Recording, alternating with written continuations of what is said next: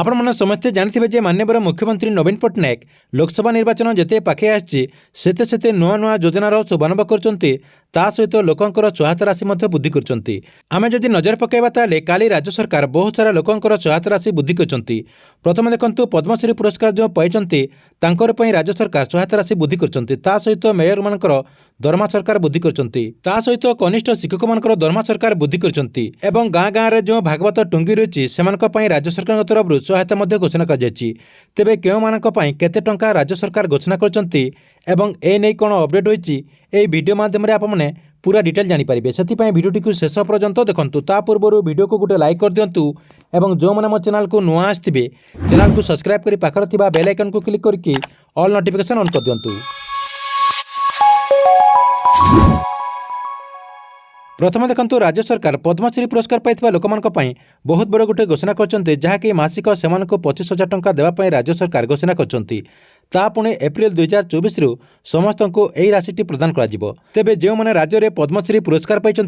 से मासिक 25,000 टंका पाइपर जहाँकि माननीय मुख्यमंत्री नवीन पट्टनायक ए घोषणा कर तेबे 2 नंबर कौन रही देखो प्रति गाँव में जो भागवत टुंगी रही से भागवत टुंगी को सरकार तरफ प्रत्येक भागवत टुंगी को 50,000 टंका देवाई माननीय मुख्यमंत्री नवीन पट्टनायक घोषणा कर जहाँकि राज्य में 7,200 भागवत टुंगी यार लाभ पाइपर सहित देखो राज्य सरकार आउ केउ मानकर भत्ता और पारितोषिक वृद्धि कर मेयर मैंने 50,000 टंका पाइपर सहित डेप्यूटी मेयर 20,000 टंका पाइपर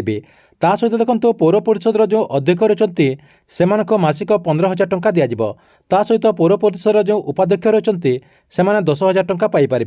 सहित देखो एनएचसी जो अध्यक्ष रही एनएचसी अध्यक्ष को मासिक 10,000 टंका दिज्व सहित एनएचसी उपाध्यक्ष को 7,500 टंका दिज्व सहित जो कॉर्पोरेट रही कॉर्पोरेट बैठकर जो भत्ता रही 2,000 टंका कर पौर परिषद और एनएससी काउंसिलर भत्ता 500 टंका कर सहित महानगर निगम जो स्टैंडिंग कमिटी सदस्य रही से दैनिक 200 टंका दिज्व यह सहित मृत्यु और अक्षमता क्षेत्र में 2 लाख टंका पर्यंत अनुकंपा राशि राज्य सरकार घोषणा कर सहित देखो राज्य सरकार कनिष्ठ शिक्षक मान पारिश्रमिक वृद्धि कर जहाँकि से मासिक पारिश्रमिक एथर 20,000 टंका पाइपर जहाँकि से पिछला भाव जनवरी 1 तारिख ठार लागू कर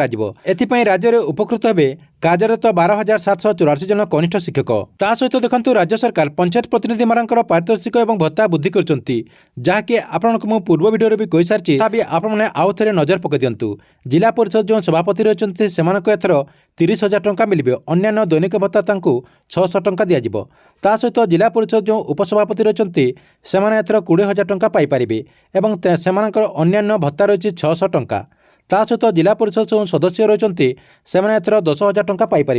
अन्य दैनिक भत्ता रही 600 टंका सहित देखो पंचायत समितिर जो अध्यक्ष रही से 15,000 टंका पाइपर सहित पंचायत समितिर उपाध्यक्ष जो रही से 7,500 टंका पाइपर सहित पंचायत समितिर जो सदस्य रही से 7,500 टंका पाइपर सहित देखो जो सरपंच रही सरपंच मैंने पाइपर 10,000 टंका सहित नायक सरपंच पाइपर 4,000 टंका यह सहित पदवी थी समाज में पंचायतीराज प्रतिनिधि मान व्यय क्षेत्र में मिल 2 लाख टंका सहायता सहित दुर्घटना जनित संपूर्ण अक्षमता हेले सरकार तरफ 2 लाख टंका दिज्व सहित आंशिक अक्षमता हेले सरकार 1 लाख टंका सहायता राशि घोषणा कर